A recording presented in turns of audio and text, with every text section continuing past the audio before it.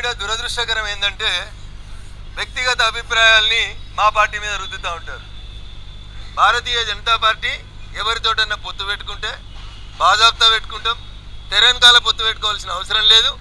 MIM party ద్వంద్వ నీతిని మీరు ఎంఐఎం అధ్యక్షుడిని అడగాలి.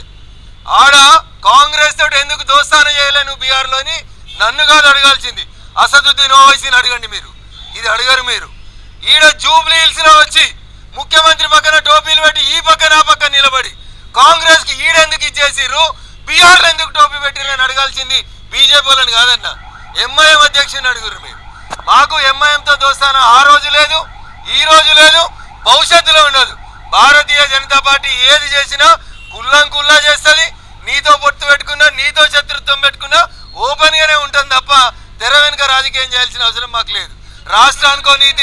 రాష్ట్రానికో నీతి కమ్యూనిస్టులది. బెంగాల్లోనేమో కాంగ్రెస్ తోటి కొట్లాడతారు, ఇంకో రాష్ట్రానికి వస్తే కాంగ్రెస్ తో కలిసిపోతారు.